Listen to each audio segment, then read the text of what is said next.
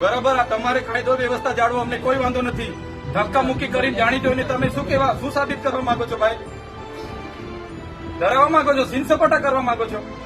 એ ડરવાવાળા લોકો નથી. અમારા આદિવાસીઓ છે ને, અંગ્રેજો સામે પણ લડ્યા છે. ક્યારેય ગુલામી અમે સ્વીકાર નથી કરી. કોઈના મગજમાં એવો ધુમાડો હોય તો કાઢી નાખજો. તમને અહીંયા આટલા બધા દારૂના બુટલેગરોના તમે પરમિશન આપ્યા છે, કેમ અટકાવતા નથી? નામો આપું, ગાડીઓ, ભૂરીઓ, લાલીઓ, ભોલીઓ આપું કે નામો? બંધ કરી દેજો. 10 પેટીના 5 લાખ, 20 પેટીના 10 લાખ. હપ્તા તમારા કોણ કોણ લે છે બધી યાદી છે ભાઈ, સમજ પડે છે ને? હવે આટલો બધો તમે અહીંયા ગરીબો મજૂરો પરથી દંડ ઉઘરાવો છો વગર જોઈતો.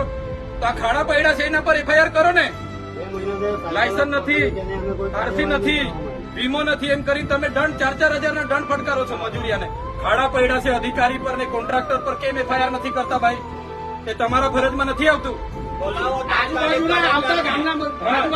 આવતા મજૂરોને ચોકડી પર રોકીને મન ફાવે કલેક્ટરશ્રીને, ડીડીઓશ્રીને અને નિયામક ડીઆરટીને 5 તાલુકાના ટીડીઓને બોલાવો.